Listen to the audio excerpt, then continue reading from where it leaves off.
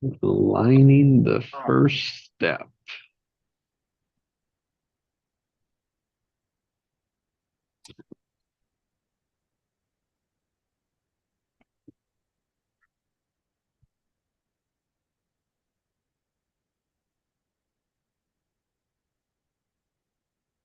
So that we can step, take that step, make that move, the first one, aligning the first step.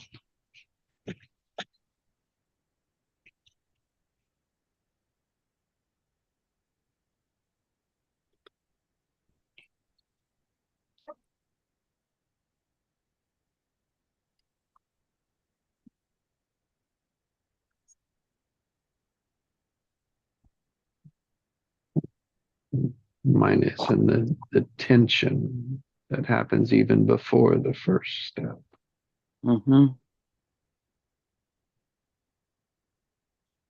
The And tension. all, Yeah, yeah, and all the different layers of our existence that are involved in that.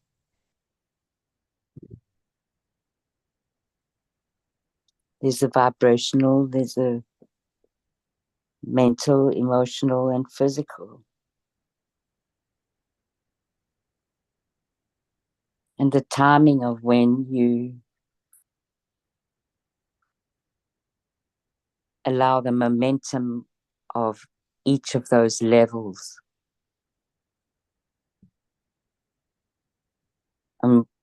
What came up for me with the first step was, or stepping the first step was, I was thinking last night about stepping into spaces um, when we're in relationship that it's so different to when we're stepping into a space that we want to be internally in ourselves. And that the coordinates are different. And then when I woke up this morning, I was thinking of Pascal and Kai. He's like in the next 6 months, he's going to be taking his first step. And so I just had this, this image of the two of them mm-hmm. and him, and that surprise I can remember with Kaylis when she took her first step. The excitement that everybody has. And then we forget about how powerful all those first steps are. And in reality, we take a first step how many times a day? When we really appreciate and can be aware, have that breadth of awareness of how much it takes for us just to take a step, even if we've stepped that same step with our bodies before, and even when we've stepped on the ground in the same way before, what we are carrying inside of us is new, unless we've been circling it back each time. So I suppose I should say, it the change is possible. It's imminent, it's right there.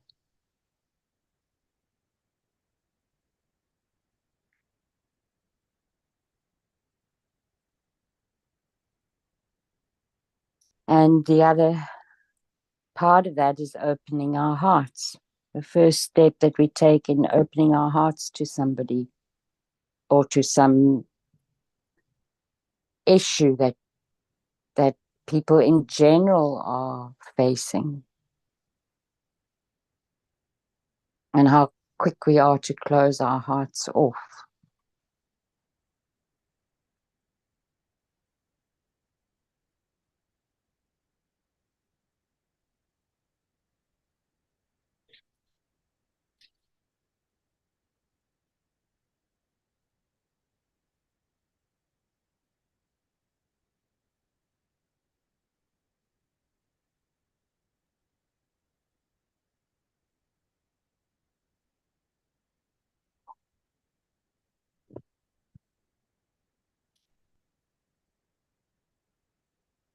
And when I think about Christmas and, why people are so drawn to the tradition of gifting. And we're drawn to it because usually the gift is a surprise. So it's an experience of a first time. Even with kids that that do know what they're going to get because they're older, it's still wrapped up and put under the tree.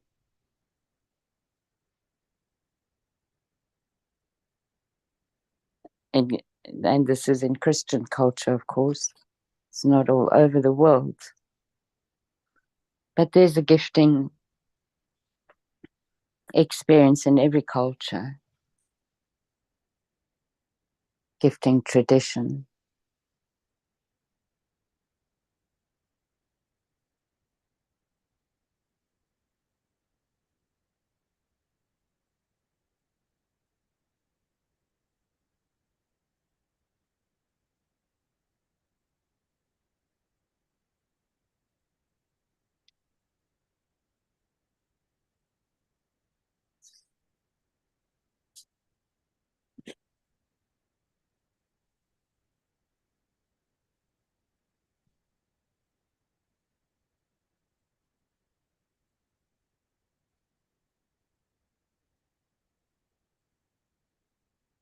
And when you really hone your awareness, you can do it from breath to breath.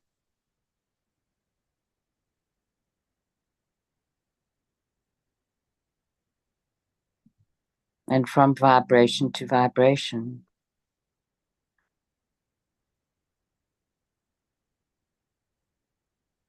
As you traverse the different levels of vibration. And you can do that in 60 seconds. You don't have to be meditating to do it.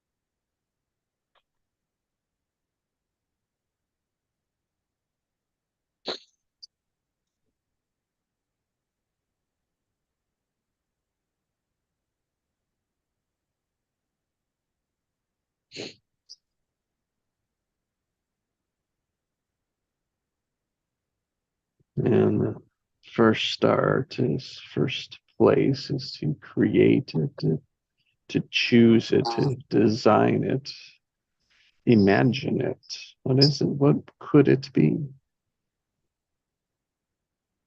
Mm. 。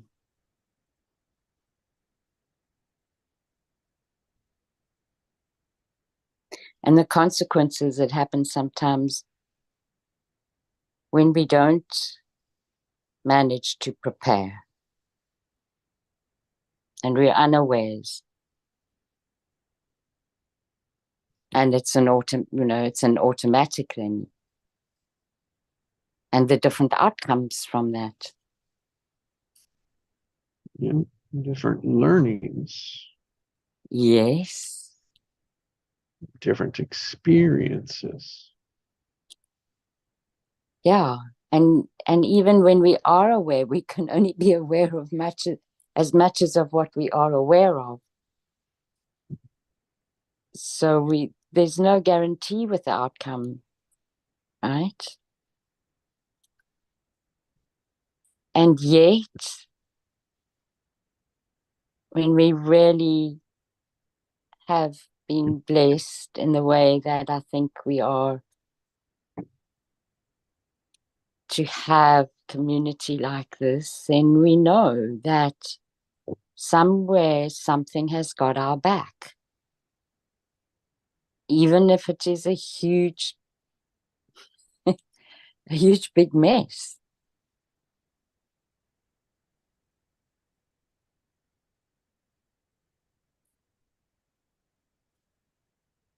That learning is valuable and I'll go back to my favorite word of the last few months, that it has that integrity.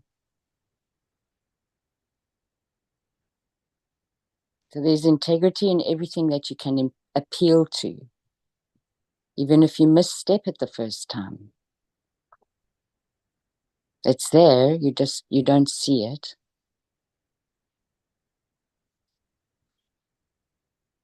And if it's important enough, it will always reveal itself again.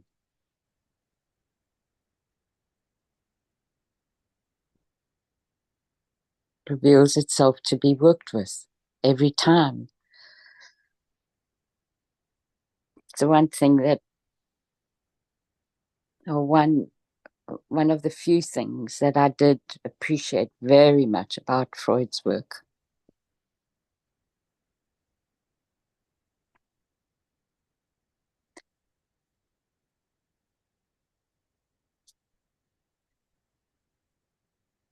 he called it the repetition compulsion.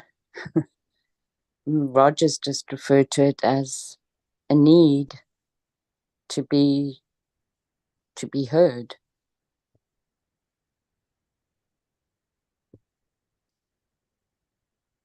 And then how we have to acknowledge that within ourselves as well as the other.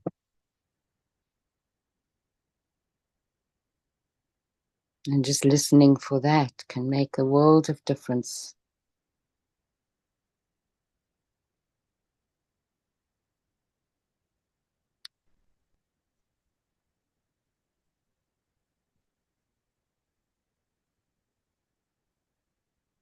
You can go from making to allowing.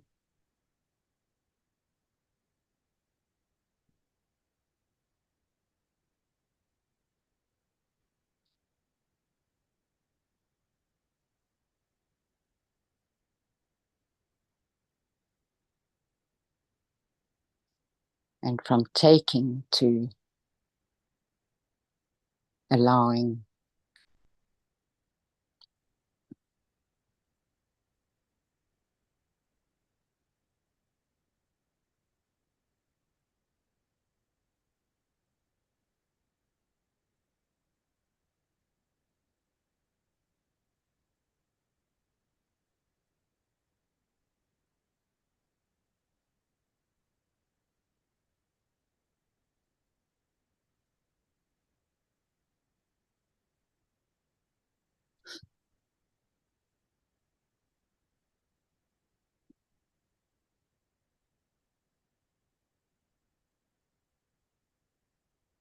I'll say this as well, also, Heinz, with your description the other day about your ego and the way in which you, like the attitude That's word, the only word I can think of now. The attitude that you had towards it was like, wow, you still got so much energy. And the difference that I could hear for you in what was before, that it was so it was a surprise for you to have your mind just pop up like that again. And then you had, I mean, I'm sorry, I'm talking to your experience, but this is what I heard. So let me correct that. So what I heard was that you could, in recognizing it and being aware of that it was something that you did not have to engage in. But then there was this thing of this irritation with like, really, when are you going to shut up? And then what I was reflecting on was the first time that you realized you didn't have to engage with it, that you could leave it to its own devices, and even if it did irritate you, it would eventually just peter out. So I love that description of yours.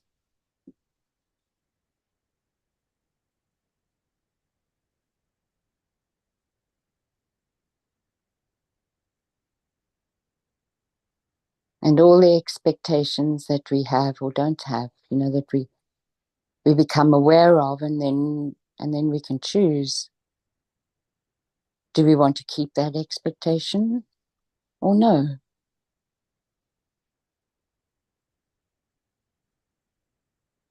What comes along with the fulfilling of it?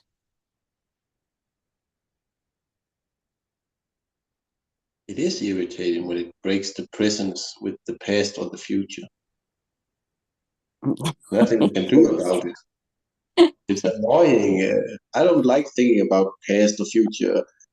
I do take knowledge from the past, but when it starts thinking, it starts emoting. Yeah. Yeah. But you're doing great. Yep, I had a conversation with her yesterday, and everything about my son became exactly like I wanted it to be. Actually, it was the same they wanted and the same the foster mom wanted. So, Oh, it that's was, wonderful. I'm so, so happy to hear that. so it was a waste of time. It woke up. It always is so. It has nothing positive or expansive to say. It's just, what about, what if?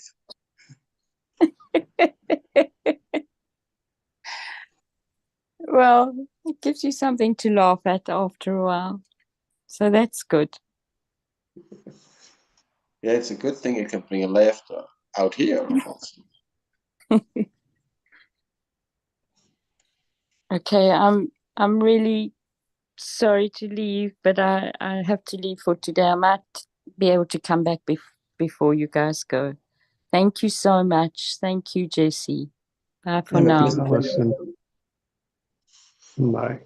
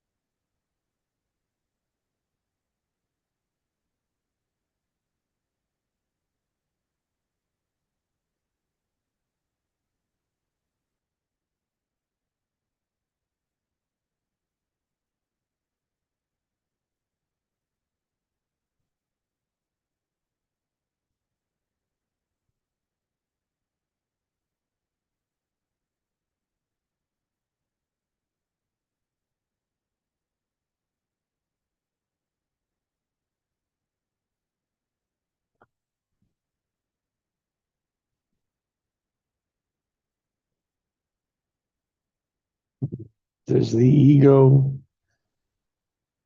tell us what we want or what we don't want?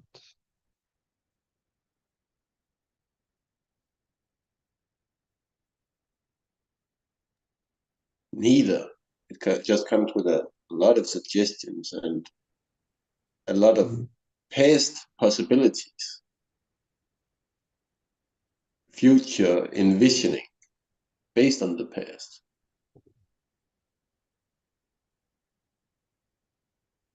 Sometimes it's something we'd like to happen, sometimes it's something we don't want happening, but it barely comes to any of it.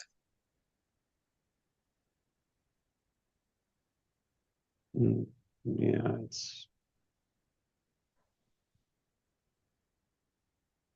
It's like life happens, but it's only suggestions. Of course, like a broken clock, it can't be right 2 times a day. yeah. And it's ultimate, it's calling attention to something. We just need to be aware of how we're relating, how we're connecting to it.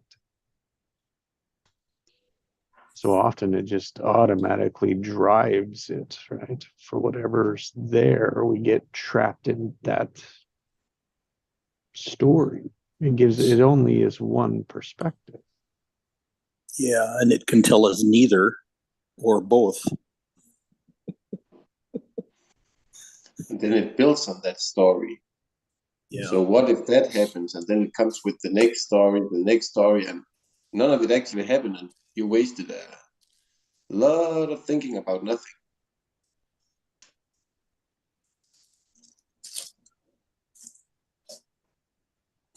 Good morning, Craig. Yeah, good morning. Audio is fine now, it just aligned.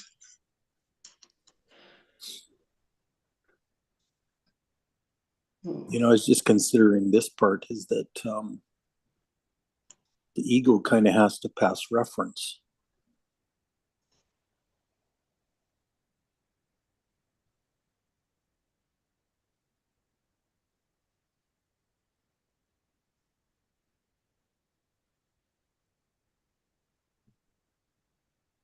And the ego kind of interprets what we think we want.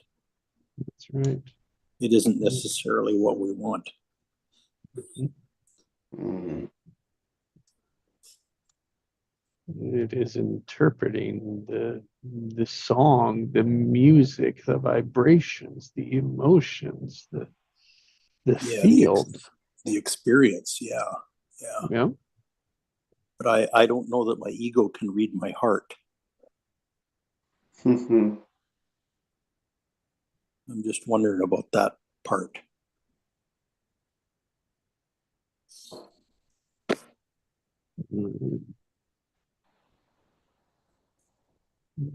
Does your heart come in words?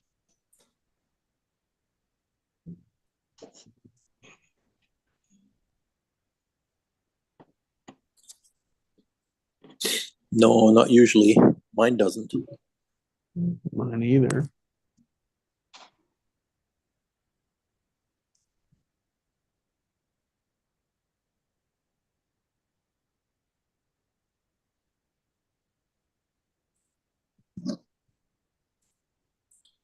In fact, I mentioned on here a few months ago that it was a surprise when my heart's desires showed up. Because initially I didn't recognize that that's what I really wanted.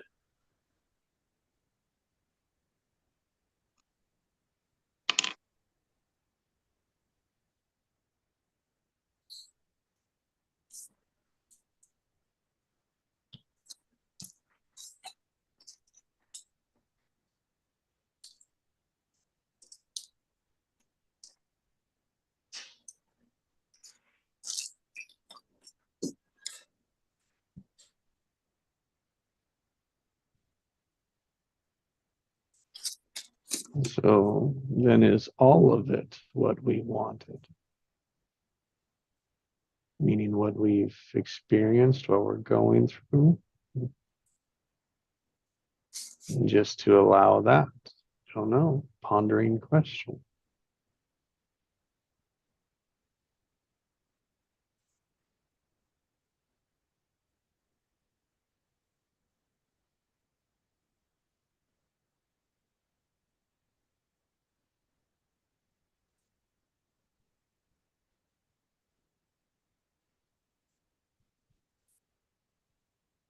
I get it. Not quite.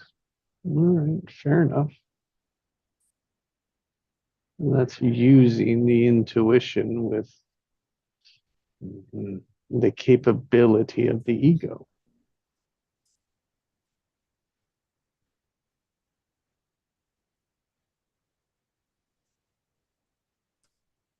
I think more likely that the ego doesn't trust the heart for most of us.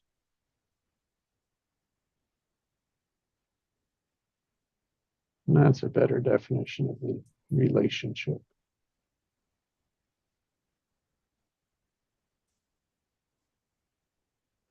So my ego says.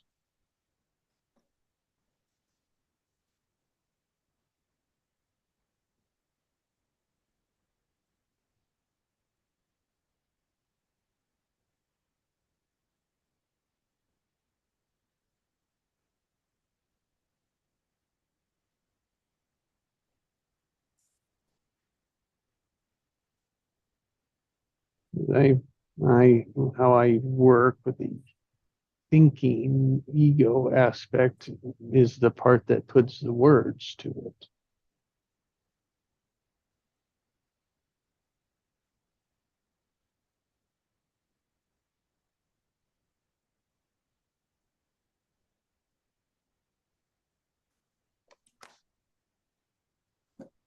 That's how Yeah, it seems to work for me.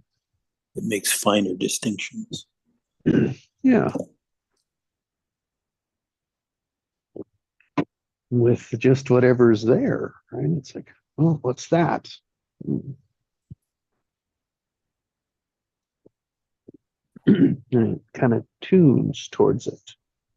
Now, what can happen is there can be a lot of resistance between in that tuning. And that will that distorts the signal. And it's the ego that's got the resistance.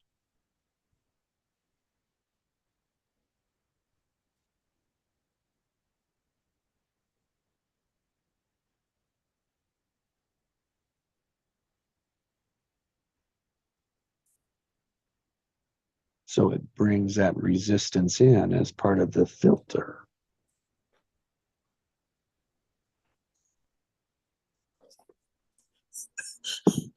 That's interesting because I was just writing things down and that's exactly what I wrote down. Pretty much verbatim. Oh, wow.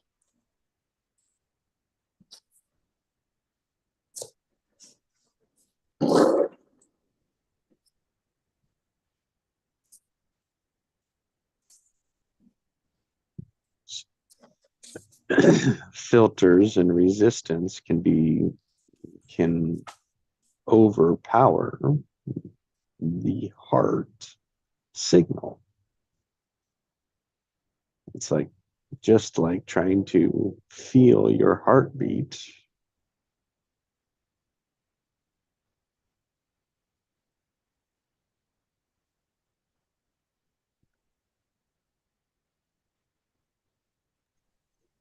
The heart is knowing, and the ego think it's knowing.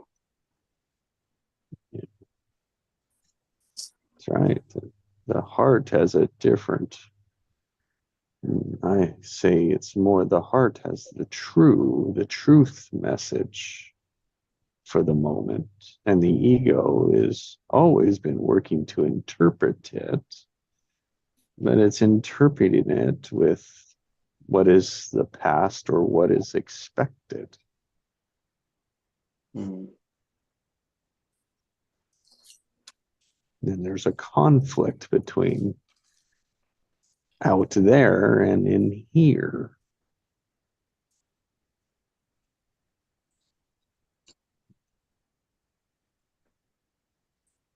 Yeah, the ego is trying to make everything consistent with what's already been experienced or stored or understood. That's right. How it is.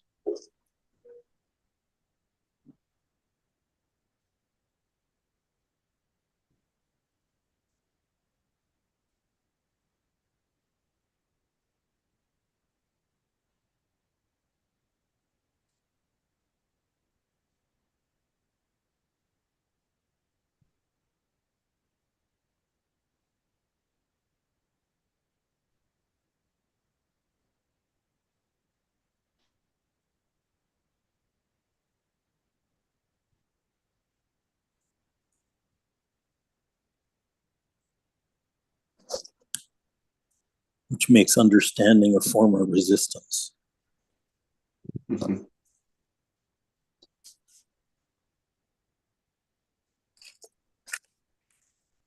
Yeah.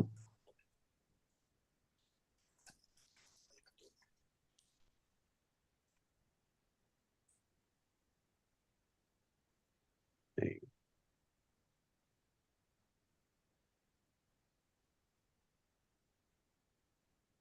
well, it definitely channels the message one way.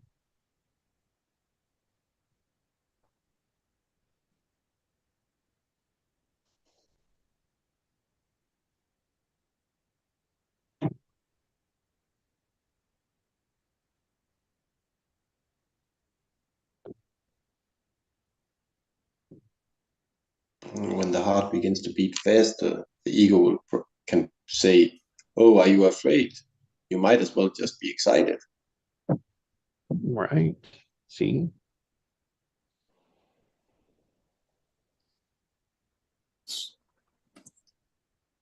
Can the ego tell the difference? I don't think so. It's not that good a listener.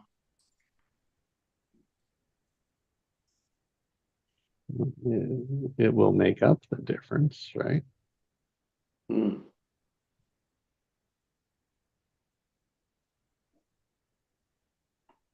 Based on past, yep.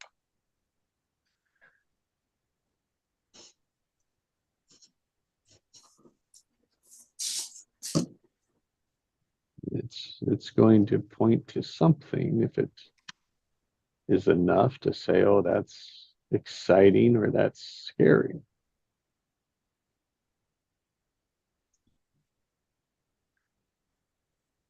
Like he says in Armageddon when they sitting in the rocket. Oh, I'm 97% excited and 3% scared. Or maybe it's the opposite. Hmm.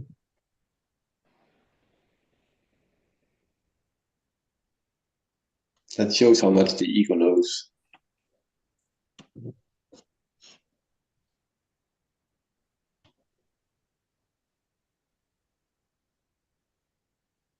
So earlier we were talking about the first step.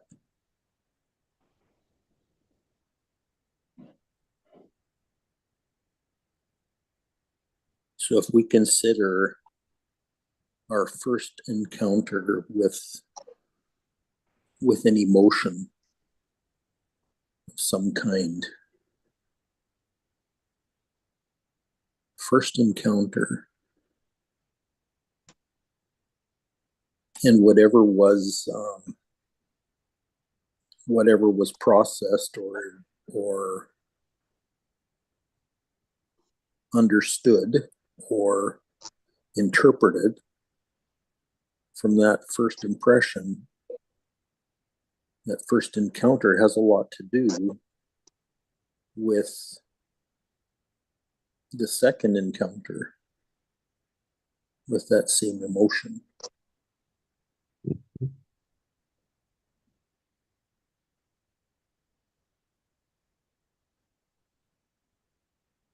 All depending on the experience afterwards. Yeah.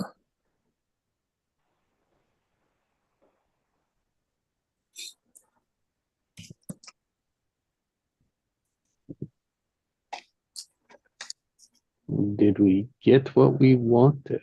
I think that was at the base of it, right? That's the first step.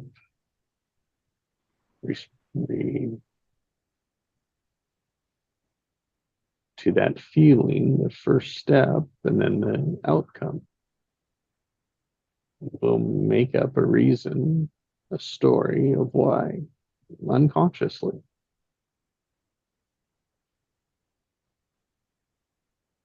And of course, we're feeling beings, so we're going to store that memory.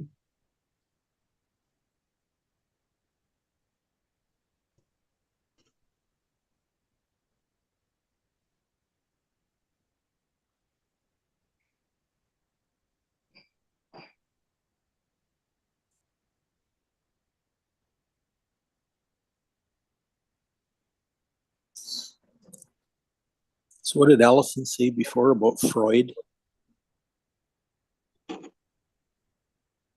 To do with repetition, or Yeah,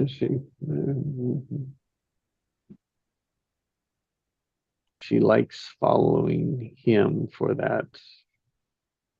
I don't remember his word for it, but something that we can use here is our default automatics.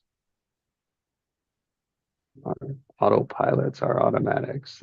What we're speaking about here, right, is that our history has something shows up, we connect a story to it, we connect a emotion to it, and we create them as habits of how to react and respond in the world without the choice component, without the space for it to be something different, something new. And so that we just keep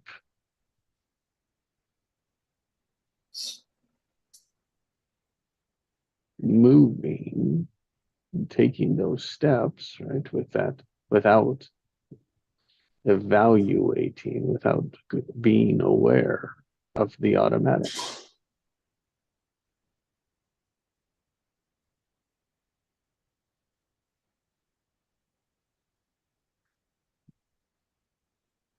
And that was at least my experience of what she was speaking to.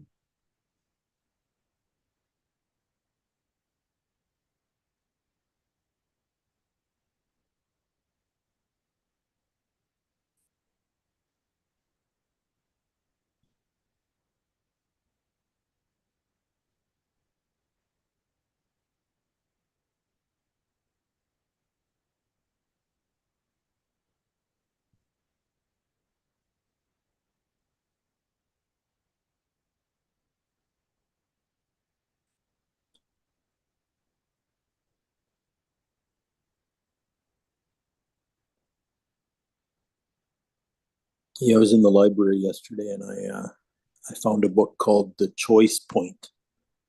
Mm. It was just written. Yeah, exactly. And so it's very interesting that we're kind of on this subject today.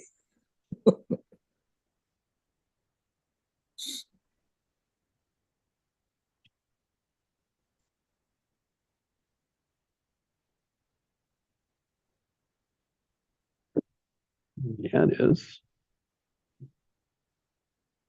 Because the way human beings seem to be wired currently is that, like, for example, when you're learning to walk,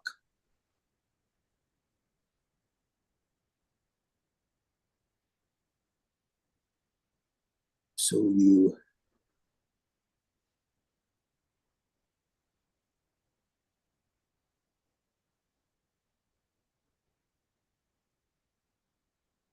take your first steps, and it, and you fall on your butt or whatever. and you realize that that's not the way you wanted it to work, so you try it again. And you keep trying until you make half a dozen steps, and then you can go all the way across the room, and do that. And now as adults, we don't ever have to think about walking. It becomes a pattern behavior. It kind of becomes autonomic.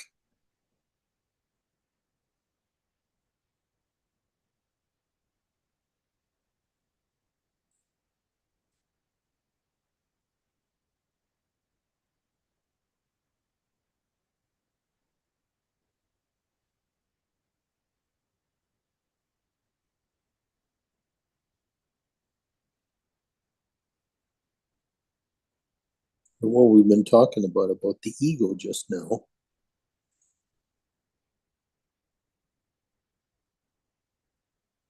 kind of looks like the same patterning, like the same pattern of learning.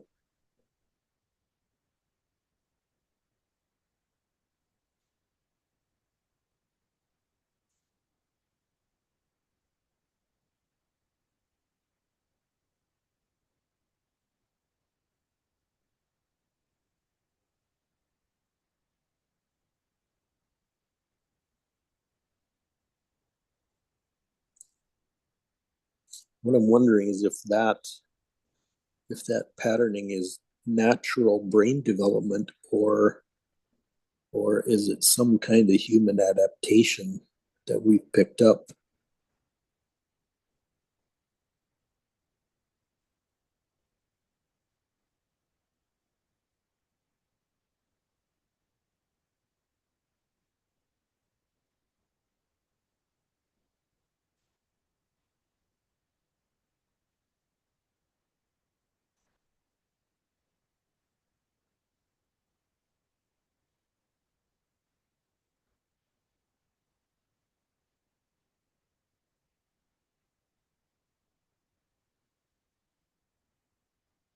I mean, I'm wondering if developing identity is the same as developing motor skills.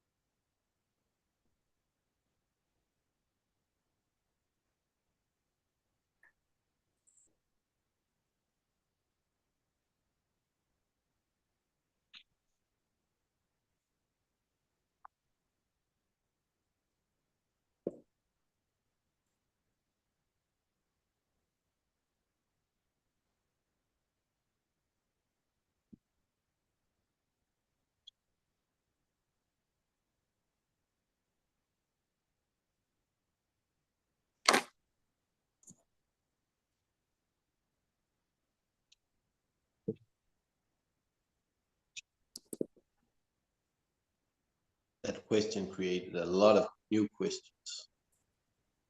Yeah, exactly. Like some are born with legs that are made for running, and some barely can walk on their legs because they're not built for it. Does that mean that personalities are built in compared to whatever they come from?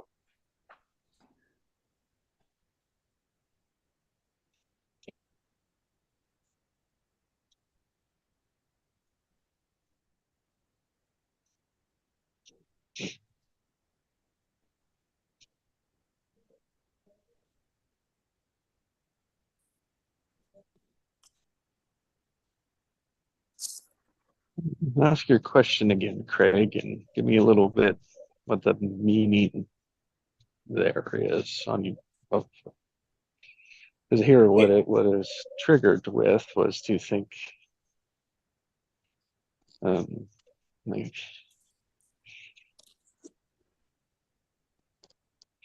we're learning to walk. No one's really telling us how to do it.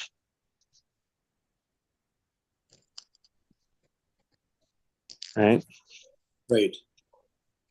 Right. And then when we start to talk, everyone's telling us how to do it.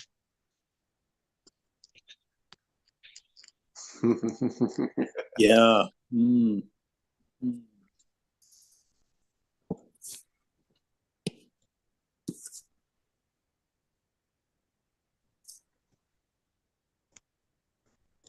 It's like the motor skills are different than the language.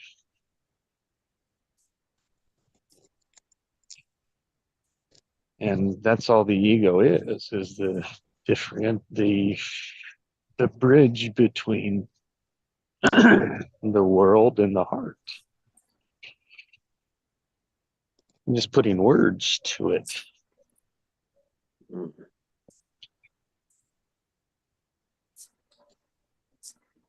That's how I separate the ego, is anything that has words.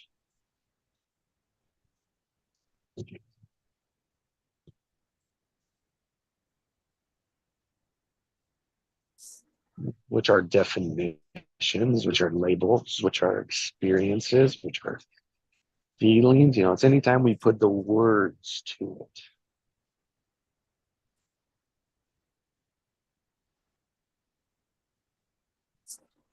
Yeah. Because I found that has been that's our automatic, is the automatic words we put to it. Which in all reality aren't ours, because the motor skill is just a copy. That's why we walk, isn't it? Because we're copying everyone else. The wolf girl, right? She walked on all fours. Why? Well, because everyone around her was doing that. Yep.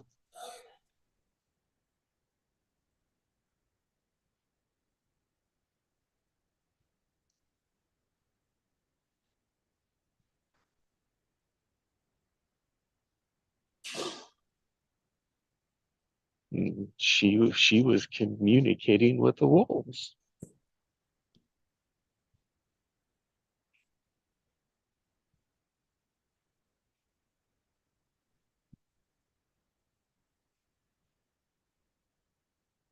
And then was brought into our world and was trained to be normal, reconditioned to be normal.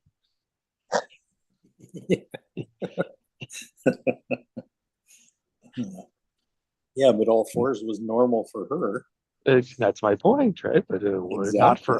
not for the rest, right? Not for the majority, not for society. Then did she have an ego before she learned to walk on both legs, or was it just a natural instinct? Great question. She had a reference. She was imitating those around her. Which was right. Like the only thing that you're going to come up with is that is what you do. So Yeah. If she'd never seen anyone walk on 2 feet, then why would she walk on 2 feet? Sure.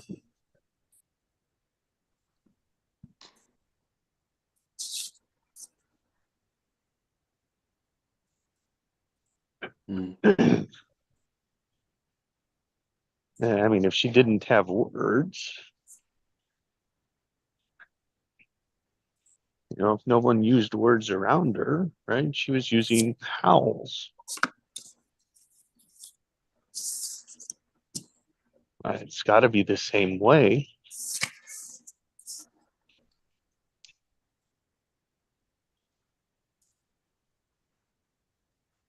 Communication, right? That's all. All it is a communication. So when she learned how to speak, was she communicating with herself inside with, oh? She may have interpreted everything different. Yeah.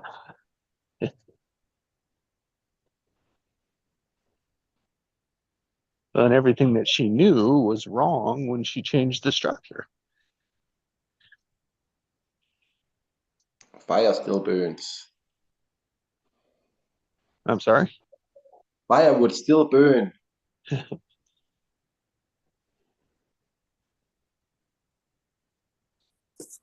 No, it might have been wrong, but it was right for her. That's exactly. It's all the perception. And we love to think we're right. Especially doctors, right? That probably were involved to take care of her. Doctors and lawyers. And we're just the same. It's in our the schools guarantee that. Hmm.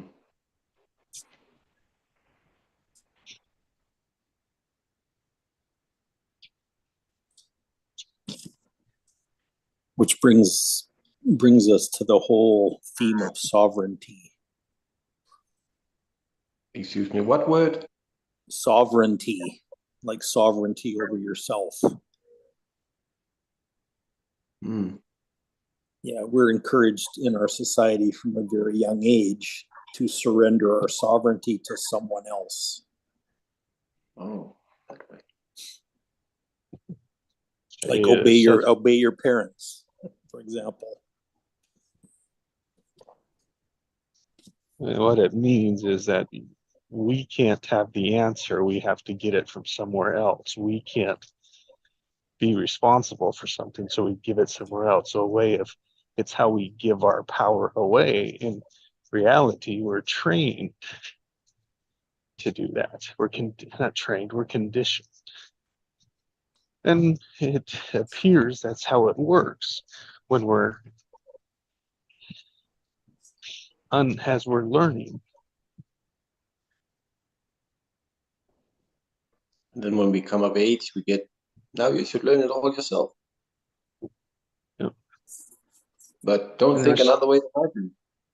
Right? And there's so much more that we learned before there was words in schools and society, right? We learned to survive, and that is an instinct or innate that's deep inside of us. That tells us what it is, right? That's what's right for us, our sovereignty.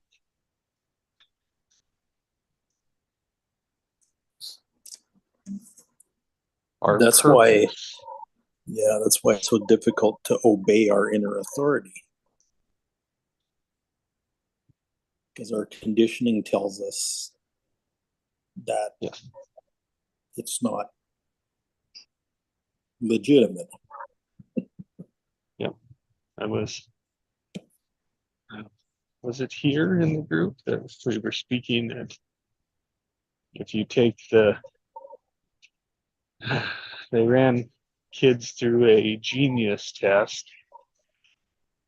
and like 96% of them were geniuses, like by 3 or 4. And then as Yeah. they followed them through life, it got to like 2%. Yeah, there's 2% left after they've gone through school.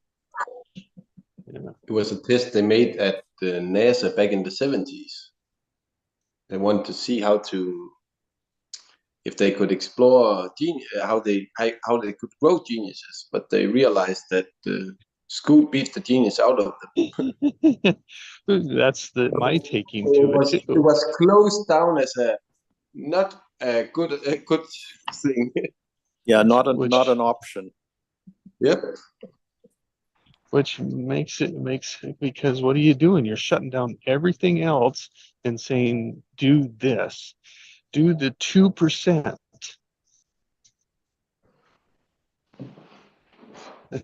Not the everything else, not that all that it could be, not looking at how to inherently solve these problems, rather than this is how you solve the problem. They're probably thinking 3 persons and 50% geniuses. Oh, we'll take the slaves and the 2% geniuses.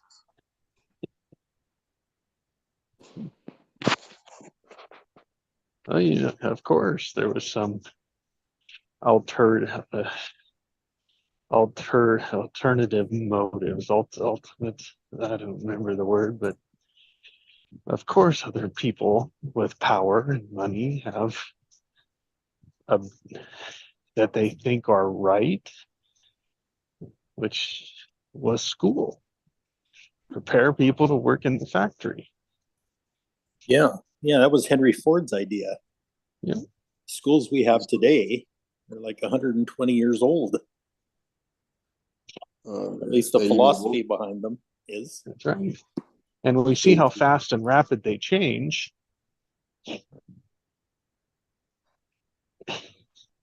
Surprising, back in the Napoleon War. Yeah, but there's still that core motivation. Yep. Is still there. You know, that's the problem we deal with. And so we just take away all those unique geniuses that are to contribute to the world, and we silence them. Yeah. You keep trying to put new wine in old wineskins. When you think back at school, how much of it do you actually use now? Yeah, I mean, yeah, but it's a lot not. of It's it. not. Yeah, it's not just the information though. The thing is, schools have become about information. It's an But overload. the thing of is, it's the whole idea behind it, and you know, and the fact that, well, the assumption that a child is an empty vessel rather than a genius. So it's so the whole point behind education in our day and age is manipulation.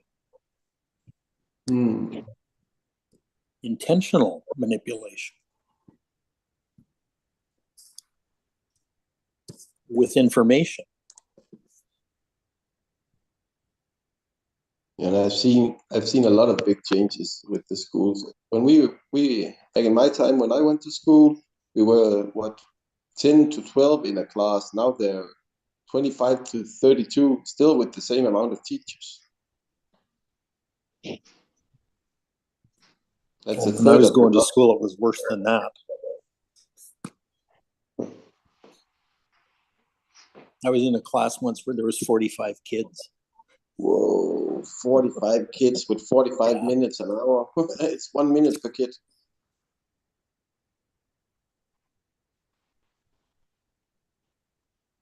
Whoa. Yeah, when I was in elementary school, there was a major construction project that was going on. And from one year to the next, class sizes went from about 25 to about 45. Ooh. In a space of like 2 years. No wonder the genius is going away. Yeah. School isn't designed to bring out anybody's genius.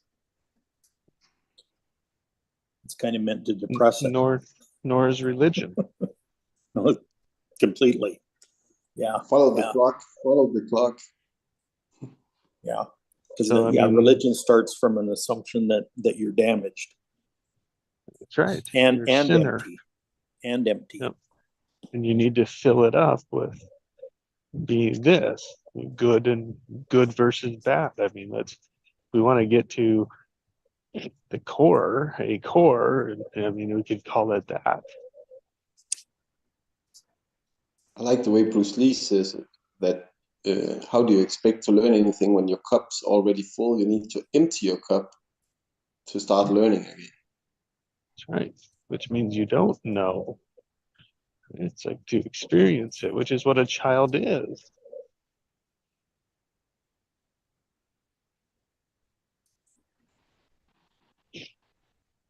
Rather than programming them all to be the same, which is what religion does too.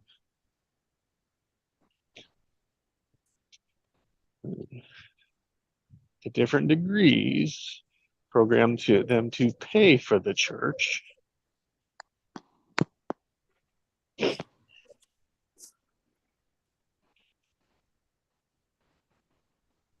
But I mean, and so family, right? The family beliefs are the foundation to it.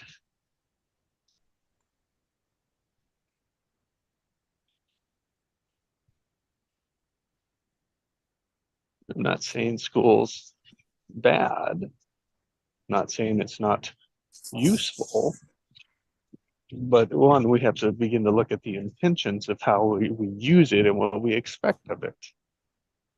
Mm.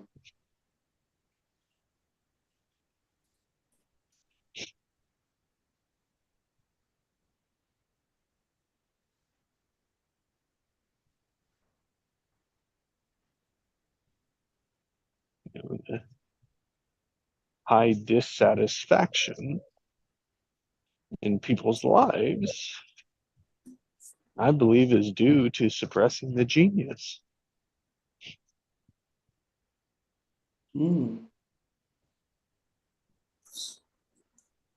Yeah, think for a minute how frustrated that would make you. I know.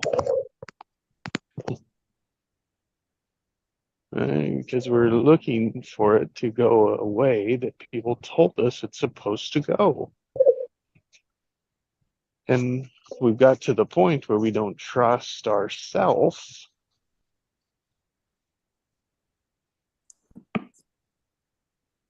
because of the other patterns that have been given the priority, which is where the ego tests it, gauges it, right? The ego maintains it.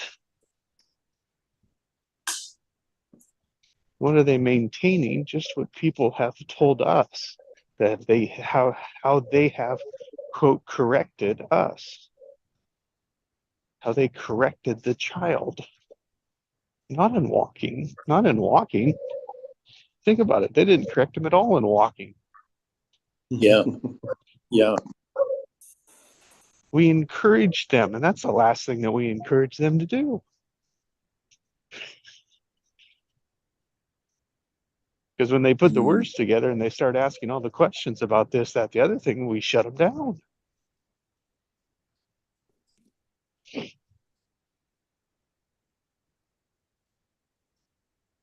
To all different degrees. It's all a degree. It's not an absolute. Some shut kids down more than others, but we all shut them down.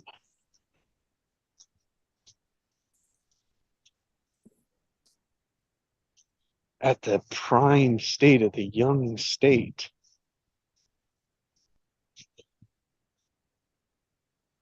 Even Pascal, but not but compared to others. Oh man, if I could raise my kids the way that he's doing it, I wonder how it would have been different. Oh yeah. Yeah, me too. Right? We can't help it, right? It's our patterns that are still doing it, right? But it's how we break out of that structure.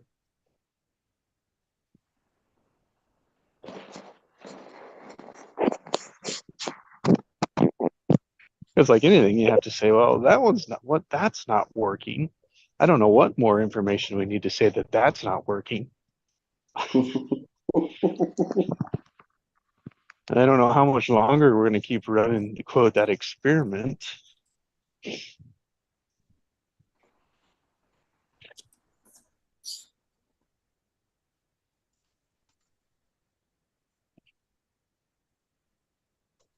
Which is all about holding on to the past. I mean, Jesus, let's just look at US politicians. What's the average age? Average color? So those are the policies that are being written. Those are the views of the American people. I mean, like Feinstein, she just passed away, just sold her $10 million house on the $10 million home, right? Yeah, she's probably had it forever, but on a mayor's salary,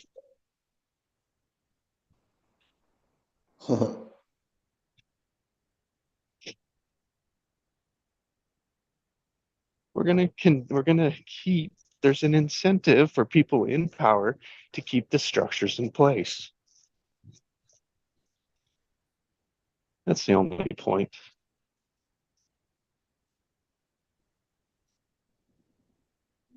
They don't like new thinking. Well, it's not that they don't like it. It threatens what they've built. They've just gotten old enough to enjoy it. Right.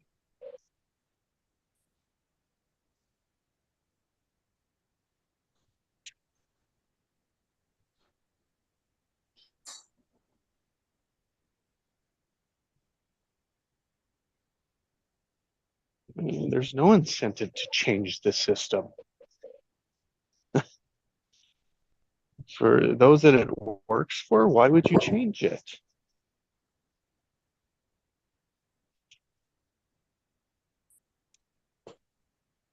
And those that it works for are the ones that are running it.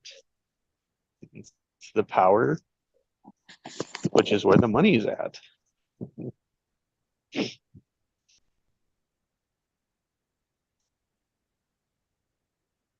Like they say in every movie, just follow the money. Yeah. So true.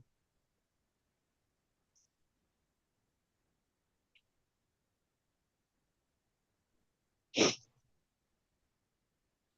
I remember, And I can't it's remember just scarcity. what her name was, but her oldest son just had to move home. The one who has trees, 2,000 trees in her backyard now, because he only had $25 after he paid the rent and everything.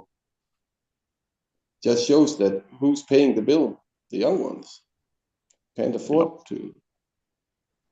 Yeah. It's an unsustainable system. Well, And you then know, it's making changes. it's funny, it's the poor that pays the bill, and the rich they get the leniencies. It should be the opposite way.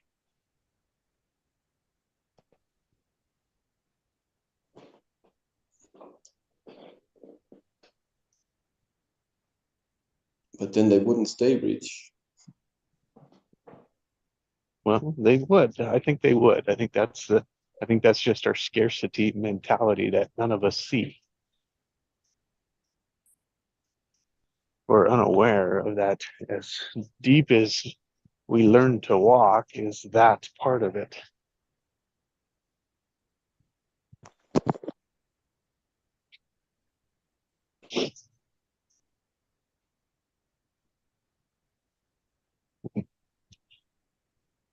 It's part of every experience we have in life.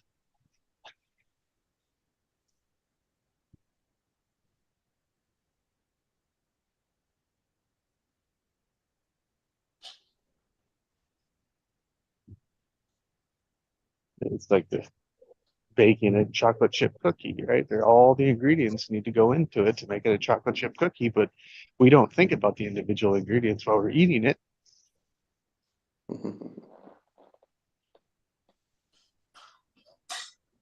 They're all baked into it, right? Baked into the goodness.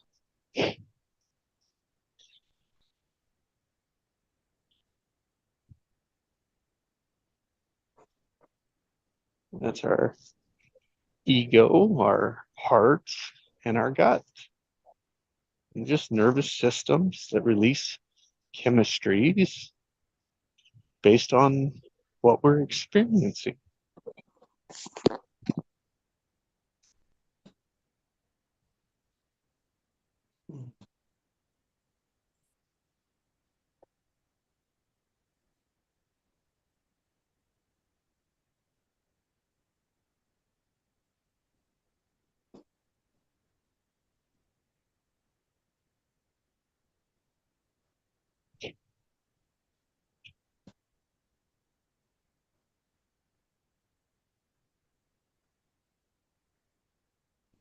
And who knows best? The adult. over the child. In today's thinking, oh, well, you got to discipline your child, which would be the first thing I could hear my dad saying. No, you don't. Yeah, and is that actually the best for the child? Be disciplined.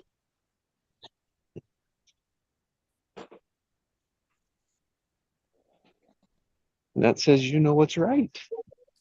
That's all discipline says. Yeah, yeah. It's I'm right, you're wrong. That's right. It takes away the power immediately.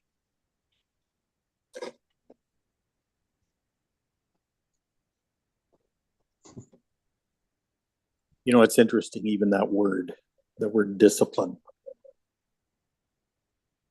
right? You can just see Jesus going to a fig tree and pulling a switch off the fig tree and beating down on Peter, right? Yeah. That's what it's become. The meaning Isn't has that what he did? You mean he didn't do that? Well, then why would I do that? Well, exactly. It's so ridiculous. A lot of the things that we do, we just never think of stuff like that. Yes, I know. That's the unaware.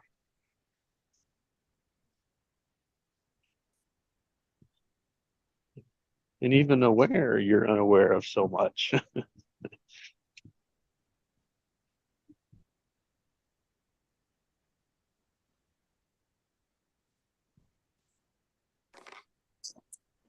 You know, one of the things that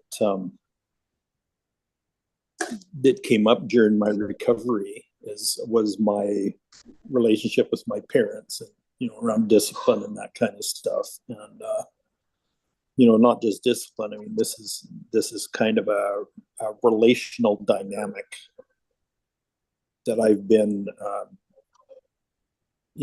addressing, and especially with my mom. My relationship with her was very emotional, and there was a lot of confusion on my part as to how she would present to me.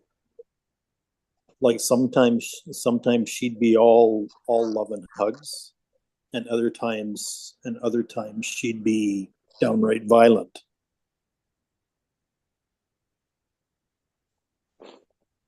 And so just kind of learning to understand how I process the difference between the two of those and the patterns that were established as a result of that has been quite an interesting study. And obviously, since you are the center of the universe, of your universe, you were responsible for that outcome as a child. Yeah, for her behavior. Yeah, definitely. You thought, or not I like made she had any, myself not like she had responsible for any other idea or any other thoughts going on. It was like all we think about is, oh, they only have us on their mind. There's nothing else going on. We can't think of anything else in the world going on because we can't see it, right? We just don't understand it. So we make it that we are causing it. We are the cause of it, is what we make up as a child. Right. So a lot of things become my fault in interpretation.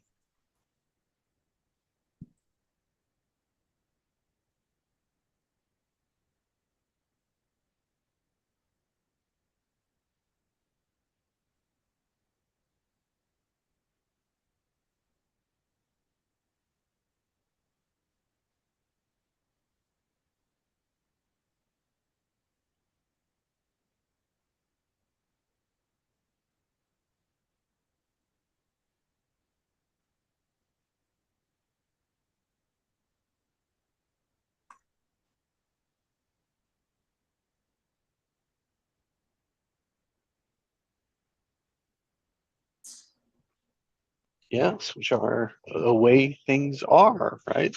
We make up that that's how they are.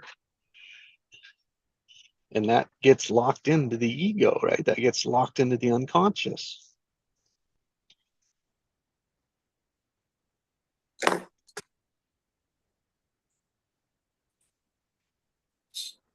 Yeah, and then all of our training methods throughout childhood and adolescence and all that basically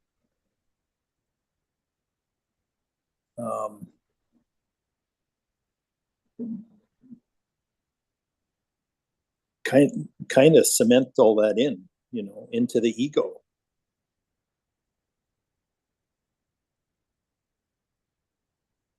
Because it keeps being re-experienced. I mean, you run into the same thing at school, and you run into the same thing at, in Sunday school, and you run into you keep running into the same situation over and over and over again. And that becomes your reality.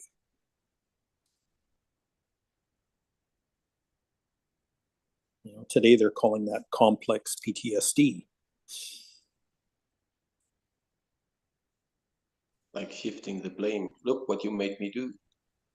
Yeah, exactly. Which goes back to the term that Allison used earlier, that Freudian term. I looked it up. It's repetition compulsion.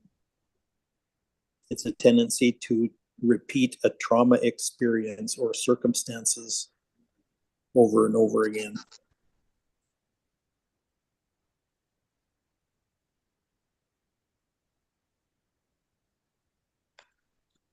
But that repetition compulsion has to be, it's an innate thing in human beings. Otherwise we wouldn't know how to walk or talk or any of that kind of stuff. It's the old trial and error method.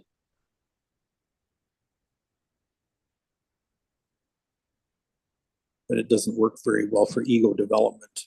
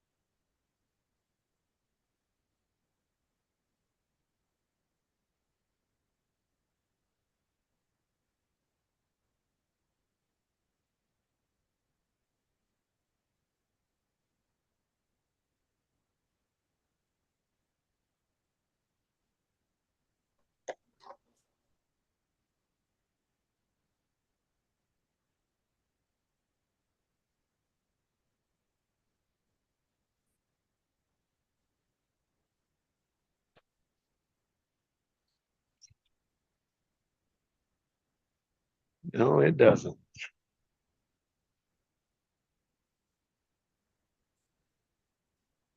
Well, gentlemen, thank you for a great day. Yeah, in real expansion. A lot of new things to think about.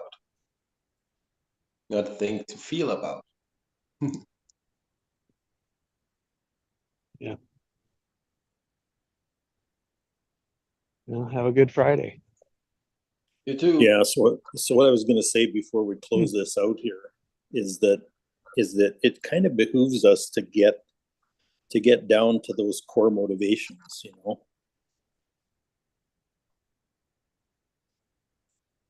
behind our behavior. I think that was a really good question. Does my ego know what my heart desires?